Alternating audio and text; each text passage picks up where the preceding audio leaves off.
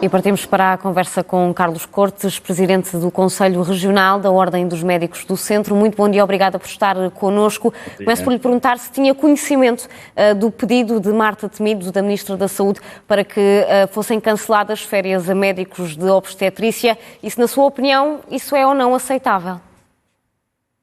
Sim, eu tinha conhecimento dessa situação, no mínimo caricata e estranha, até inédita.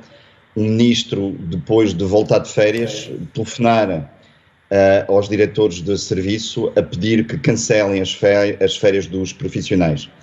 Eu escusava-me até a comentar o comportamento da ministra nesta situação.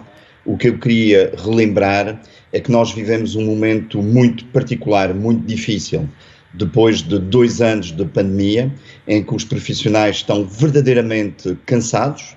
Os médicos, muitos deles têm apresentado sinais de exaustão, muitos deles até têm recorrido à Ordem dos Médicos a pedir apoio para estas situações. Nós temos visto até notícias de médicos que abandonaram a profissão, enfim, mudaram de profissão em alguns hospitais, não só saíram do Serviço Nacional de Saúde ou emigraram, mas como escolheram, enfim, outros caminhos para a sua vida.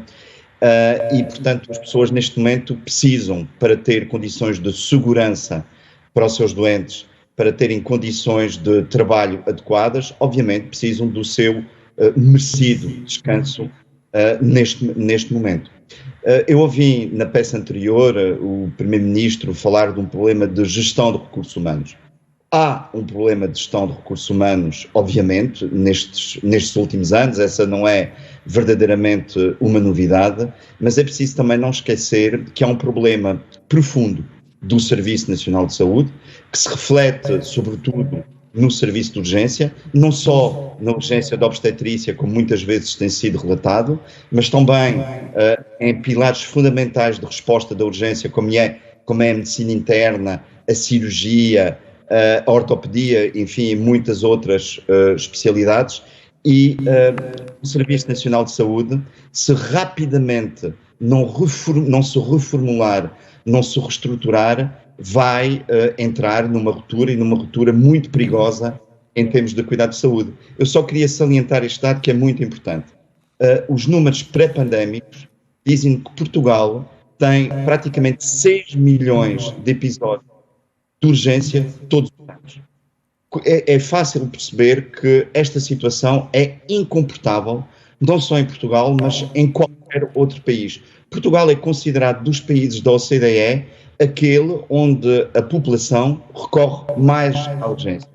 E fundamentalmente recorre muito à urgência porque não há respostas alternativas e, portanto, as pessoas, perante um problema de saúde, mesmo que seja um problema de saúde considerado não urgente, e há estudos que nos dizem que as situações não urgentes e pouco urgentes representam metade dos episódios de urgência, essas pessoas, obviamente, não têm outra alternativa, têm que recorrer à urgência. E é neste âmbito que o Ministério da Saúde tem que intervir, algo que ouvimos...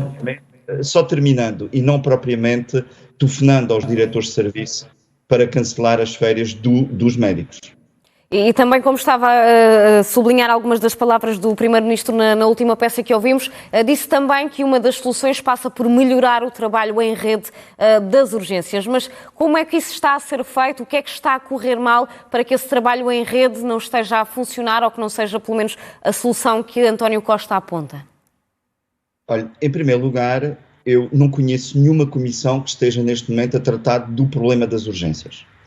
E, de facto, seria importante nós termos aqui um grupo constituído, já que o Ministério tem delegado essa responsabilidade em comissões, seria importante nós termos um grupo que trate verdadeiramente do problema da urgência. O que existe é uma comissão que acompanha as urgências obstetras, enfim, o trabalho as urgências, as escalas dos blocos de partos.